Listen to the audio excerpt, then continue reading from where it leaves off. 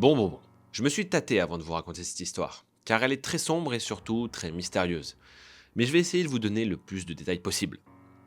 Rosa Juanita Sandoval est apparemment l'une des pires histoires du crime féminin. Et oui, même si elle est moins connue car c'est une femme qui a réalisé ces atrocités, elle reste néanmoins un cas très spécifique et l'un des plus horribles qu'ont pu étudier les experts en criminalité. Enfin, c'est ce que raconte ce livre, que je vous mets en description évidemment. Et d'ailleurs, ce livre est tiré d'une thèse italienne, que je vous mets aussi en description. Mais qu'a-t-elle bien pu faire de si grave? Après tout, comme je dis souvent dans ces sujets, on croit encore que les femmes sont des êtres doux et gentils. Mais vous allez voir que pas toujours, et loin de là. Et que la violence sans pitié et sans remords n'est pas une spécialité seulement des hommes. Oh non. Rosa Juanita Sandoval est l'enfant illégitime d'une serveuse mexicaine, Esmeralda Sandoval, émigrée aux États-Unis pour trouver une vie meilleure. La mère de Nita, qu'elle surnomme ainsi, est alors vite employée chez Tucker Bannon, un homme en apparence respectable qui vit avec sa fille Sally, une jeune fille blonde aux yeux bleus, et qui devient très vite l'amant d'Esmeralda, la mère de Rosa. La beauté de Sally, la fille de son amant, provoque une certaine admiration chez Esmeralda, qui ne cache pas son enthousiasme devant sa propre enfant, la petite Rosa. Une admiration qui se traduit chez Rosa, sa fille, par un profond complexe d'infériorité et par la suite par une grave frustration. Rosa Juanita a les cheveux et les yeux noirs et elle est plutôt trapue.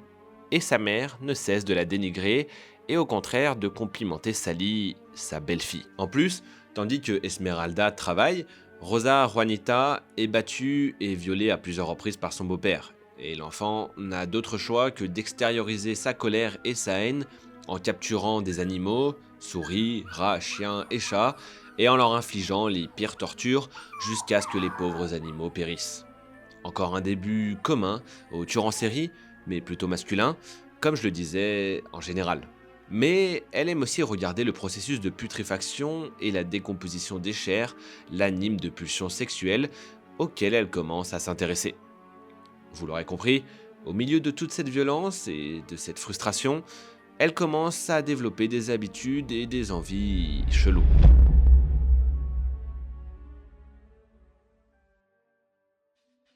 Le temps passe donc, mais au fil des années, et ne supportant plus les viols répétés de son beau-père, elle s'enfuit du foyer familial. On peut la comprendre. On ne sait pas, en revanche, ce qu'elle a fait pendant cette année, mais on soupçonne une vie de débauche et peut-être de la prostitution.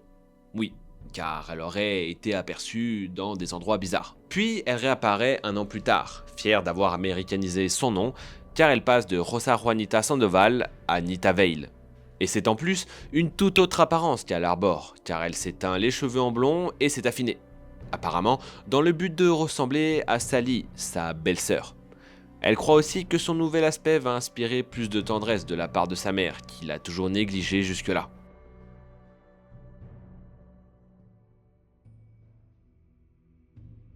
Mais en 1976, tout bascule lorsque Tucker Bannon, amant de Esmeralda, la mère de Rosa/Nita, vous l'aurez compris, découvre que sa compagne a un amant, un jeune homme du nom de Franklin Kelly. Foudrage et de jalousie, le beau-père enlève le jeune homme et l'emmène dans un endroit isolé et le torture. D'abord, il lui coupe le pénis, puis les doigts, il lui arrache les yeux et s'en va, laissant le malheureux se vider de son sang et mourir. Puis il emporte avec lui les membres découpés sur le corps du jeune homme en guise de trophée. Et vous savez quoi? Tucker Bannon n'est jamais suspecté. Sally et Nita sont vite mis au courant des preuves macabres du criminel et doivent se taire sous la menace de leur père et beau-père fous. Mais Nita, au contraire de Sally, est en fait fascinée à la vue des restes de Franklin. Elle les vole et les conserve précieusement dans un endroit gardé secret. Elle s'en sert même régulièrement pour pratiquer des choses un peu borderline, on va dire. Je pense que vous avez compris. Bon, et c'est apparemment à partir de ce moment-là, et après cet événement, que la cruauté de la jeune fille va exploser et va se déchaîner. Elle va alors mettre en pratique ses fantasmes sadiques les plus enfouis sur 6 hommes au total, qu'elle va torturer pour se venger du calvaire que lui a infligé son beau-père. Elle organise ses crimes avec une minutie spectaculaire et pour mener à bien son œuvre qui consiste à se débarrasser de tout ce qui comporte un sexe masculin, elle prend son temps et espace chaque homicide de 2 ou 3 ans. Elle est très minutieuse, tout est calculé et elle ne laisse jamais le moindre indice. D'autant que la sauvagerie avec laquelle elle va tuer ses victimes mettra les enquêteurs, y compris le FBI, sur la voie d'un pervers de sexe masculin. Elle prend alors plaisir à démembrer ses victimes encore vivantes et à les regarder souffrir. Elle les mutile de plus en plus sauvagement et son mode opératoire lui rappelle ses jeux d'enfant avec les animaux, dont elle éprouve encore des pulsions sexuelles. Mais comment s'y prend-elle ? Eh bien, après les avoir observés pendant des jours, elle capture ses proies, leur injecte un anesthésiant pour les emmener dans une salle de torture qu'elle s'est aménagée dans un lieu isolé. Oui, ça ressemble à des films ou des séries, mais apparemment c'est bien réel. Ensuite, elle aime se servir de couteaux de cuisine, de hachettes et de ciseaux, parfois rouillés. Nita Veil est aussi une collectionneuse et une fétichiste, et elle récupère toujours des souvenirs de ses séances comme des doigts, des yeux et des pénis, dont évidemment elle se sert, vous l'aurez peut-être compris. Puis finalement, elle est apparemment arrêtée sous les radars en 1996 et reconnue coupable de 6 homicides commis sauvagement. Elle est condamnée à la réclusion à perpétuité sans possibilité de remise de peine. Et elle purge apparemment sa peine actuelle dans une prison de l'Oregon. Nita Veil, de son vrai nom Rosa Juanita Sandoval, comme je le disais au début, est un cas à part dans l'histoire des femmes criminelles. Sur une période de 18 ans, à partir de 1978, elle s'impose en prédatrice sadique et cruelle dans une petite ville de l'Oregon, qui semble s'appeler Buckern Springs. D'ailleurs, dans cette histoire, pour ne pas choquer l'opinion et surtout la morale publique, les autorités préfèrent taire l'affaire, ou en tout cas, ils freinent considérablement la médiatisation. C'est peut-être ce qui explique le peu de sources retrouvées dans cette affaire. À part le livre, la thèse, mais aussi un thread Reddit qui a fait une enquête. Je vous mets le lien en description, évidemment. En fait, pour ne rien vous cacher, il y a même possibilité que cette histoire n'ait jamais existé. J'ai eu beau chercher, je n'ai pas trouvé de preuves précises de l'existence de cette affaire.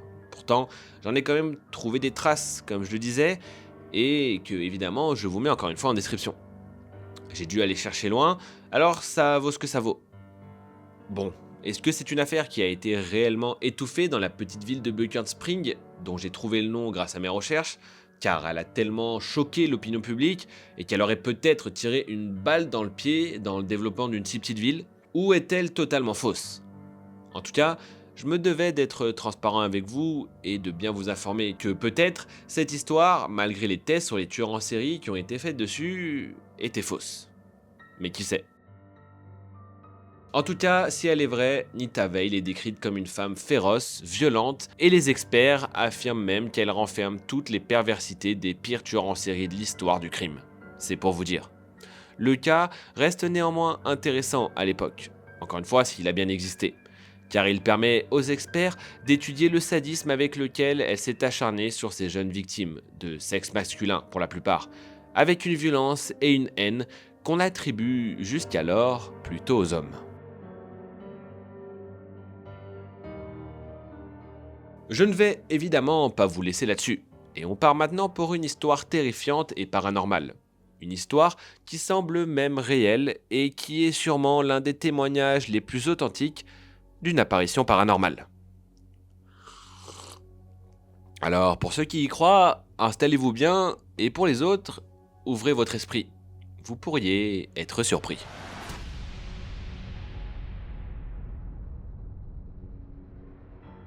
Avez-vous déjà joué à vous faire peur ? Par exemple, en vous racontant des histoires effrayantes. Moi, oui, à plusieurs reprises, et j'adore même ça. Et d'ailleurs, on l'a même fait une fois sur cette chaîne. Si vous voulez voir la vidéo, je la mets en fiche. Enfin, que ce soit autour d'un feu de camp, durant une colonie de vacances, dans l'ombre d'un dortoir de pensionnat, ou lors d'une après-midi pluvieuse au centre aéré, nous avons, pour la plupart, tous connu ce frisson. Et il y a une histoire dont nous avons tous déjà entendu parler. Enfin, je crois. C'est celle de la terrifiante Dame Blanche. Nous avons même parlé d'une d'entre elles il y a quelques semaines. Mais celle-ci est bien différente et semble beaucoup plus réelle. Cette légende urbaine très répandue, vous la connaissez sans doute. Elle s'est popularisée à travers toutes les régions au fil des décennies. Mais si vous venez du sud de la France, car oui, on parle bien d'une histoire terrifiante française, vous savez sûrement que l'autostoppeuse fantôme la plus connue du pays est apparue près de Montpellier, à Palavas-les-Flots. Mais pour ceux qui ne connaissent pas l'histoire, comme moi auparavant, de quoi s'agit-il? Il semblerait alors que par une nuit totalement noire, 4 amis rentrent chez eux en voiture. Seule la lumière des phares éclaire faiblement le bitume, envahi par l'obscurité. Soudain, une silhouette pâle semble refléter la lumière blafarde de la lune et se dessiner sur le bord de la route. C'est une femme, entièrement vêtue de blanc, qui fait du stop. Le conducteur s'arrête alors et lui demande si elle va dans leur direction. La dame en blanc hoche la tête et monte à l'arrière de la voiture, entre les 2 filles du groupe. La voiture repart alors, mais au bout de quelques minutes, la dame en blanc se plaint. Elle demande au conducteur de ralentir et celui-ci accepte, mais il est saoulé. Quelques centaines de mètres plus loin, elle lui implore à nouveau de ralentir et le chauffeur commence alors à s'agacer, mais il s'exécute à nouveau. Puis, à l'approche d'un virage dangereux, la dame blanche se met d'un coup à hurler. Attention au virage! L'instant d'après, les 2 filles à côté d'elle poussent à leur tour un cri d'effroi et les 2 garçons se retournent, mais la dame blanche a disparu.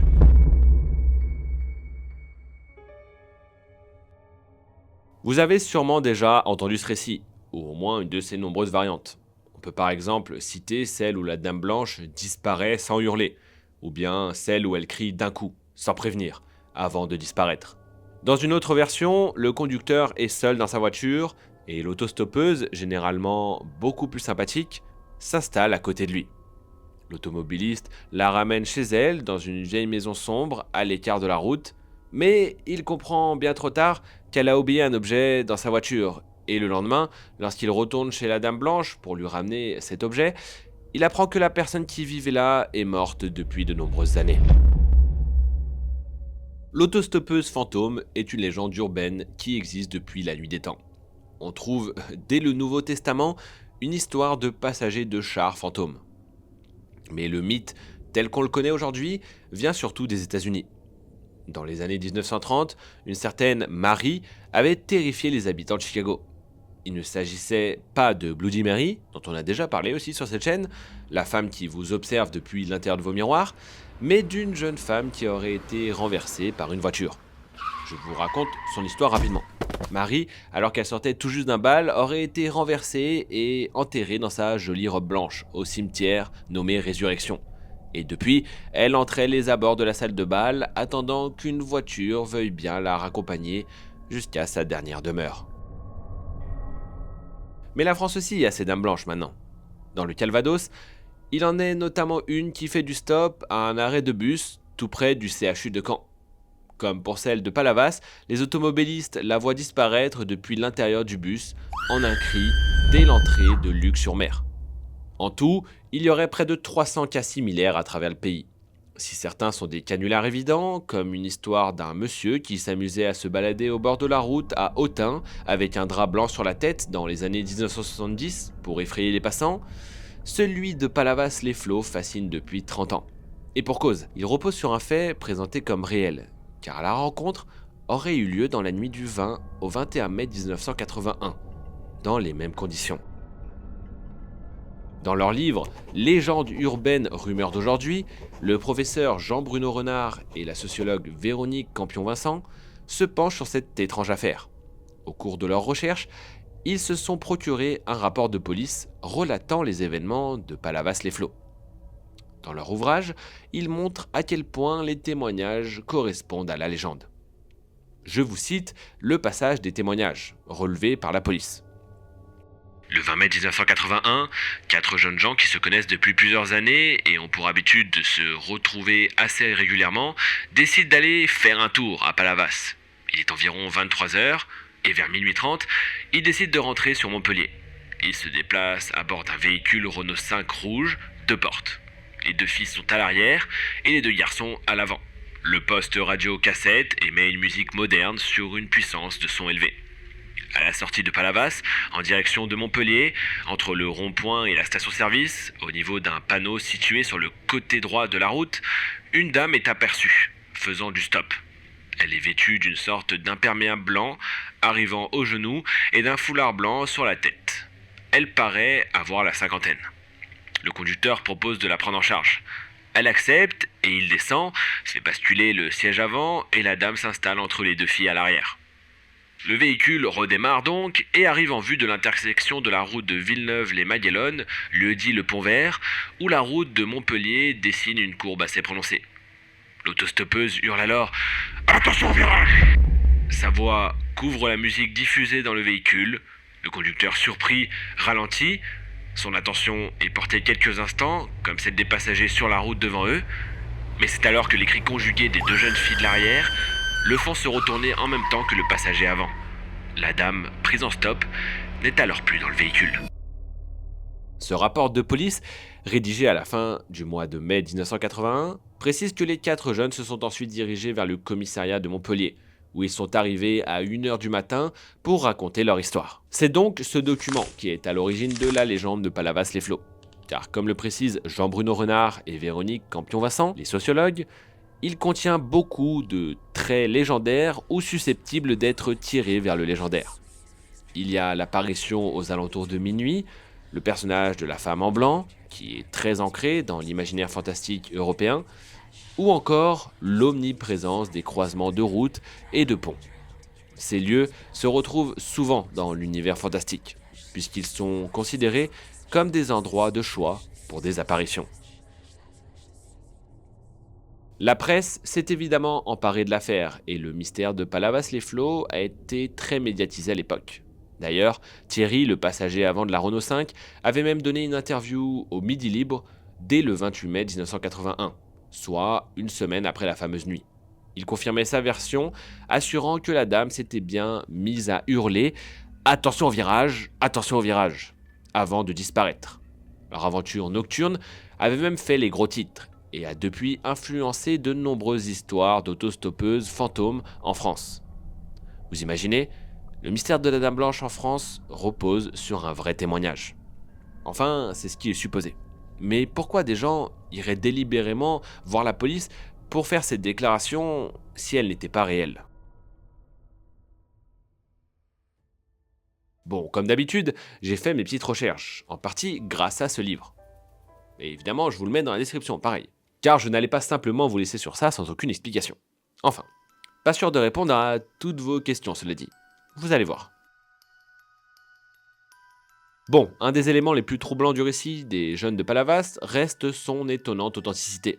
Personne n'a jamais pu prouver que leur incroyable rencontre avec la Dame Blanche n'avait pas eu lieu. Les 4 amis ont passé, lors de leur déposition, des tests d'alcoolémie et de toxicologie qui se sont avérés négatifs. En clair, ils ne s'étaient pas drogués et ils n'avaient pas bu cette nuit-là. Il y a donc 2 théories. Évidemment, la piste du canular a été privilégiée par ceux qui ne croient pas au paranormal, et dans un dossier consacré à l'affaire publié en 1996, le Cercle zététique, c'est-à-dire un cercle de pensée critique, du Languedoc-Roussillon, a évoqué cette possibilité en s'appuyant sur les travaux de Jean-Noël Capferrer, alors président de la Fondation pour l'étude de l'information sur les rumeurs. Je ne savais même pas qu'une fondation existait pour ça. Je l'ai appris en faisant les recherches pour cette vidéo. D'après ce spécialiste donc de la communication, les premiers récits de Dame Blanche et d'autostoppeuses fantômes, déjà bien implantés aux États-Unis, ont commencé à apparaître en France dès les années 1940. Il n'est donc pas impossible que les 4 jeunes en aient entendu parler et s'en soient servis de base pour un canular. Mais ce serait de mettre de côté le point le plus saisissant dans toute cette histoire. En se penchant avec intention sur le cas de la Dame Blanche de Palavas-les-Flots, un constat saute aux yeux. Les 4 témoignages se tiennent parfaitement et ne se contredisent jamais. Les récits sont tellement cohérents que les enquêteurs n'ont pas pu conclure à une farce. Et ce ne sont pas les seuls. Un certain Vincent Melgosso s'est confié en 2016 au Midi Libre dans le cadre d'un dossier sur les 35 ans de l'affaire. En 1981, cet homme tenait une permanence au laboratoire de parapsychologie de Toulouse-Mirail et le cas de Palavas l'avait beaucoup intéressé et il avait rencontré 2 des 4 protagonistes qu'il a interrogés séparément. Selon lui, il y avait une cohérence frappante dans leurs déclarations et il garde le souvenir de personnes qui n'étaient pas dans l'excès, qui prenaient du recul sur ce qui leur était arrivé et qui cherchaient avant tout des réponses. Les témoins de Palavas auraient-ils donc réellement vu la Dame Blanche s'évaporer à l'arrière de leur voiture?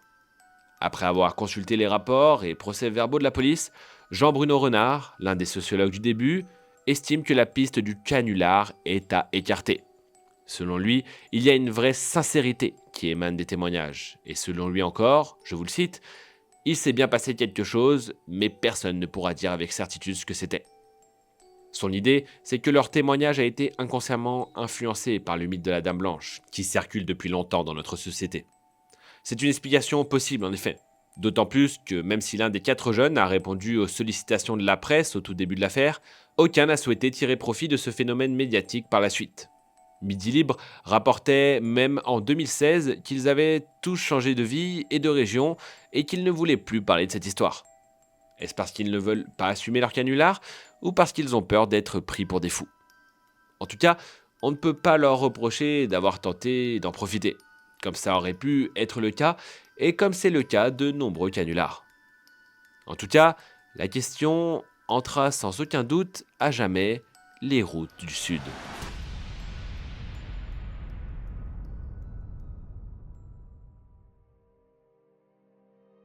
Aujourd'hui, j'ai profité de ce cadre pour vous raconter 2 histoires bien différentes. Une paranormale et une réelle ou potentiellement réelle d'une tueuse en série. Ce que j'ai aimé, c'est que malgré leurs différences, ces 2 histoires laissent place au doute. Et n'est-ce pas une partie importante de l'horreur? Le doute. N'est-ce pas même le plus important? En tout cas, je suis curieux d'avoir votre avis en commentaire sur ces 2 affaires. Ah, et si vous vous demandez où je suis actuellement en Hongrie. Mais je ne vous oublie pas, comme vous pouvez le voir. Et n'oubliez pas donc de vous abonner et suivez-moi sur Instagram. Les liens sont dans la description. Je mets des petites stories de temps en temps, ça peut être sympa. Et puis si vous voulez me parler, c'est le meilleur endroit. Et moi, je vous dis à demain. Comme tous les jours, une vidéo par jour en ce moment, voilà, que ça soit short ou longue vidéo. J'espère que ça vous plaît. Et je vous fais un bisou la famille. Kiss!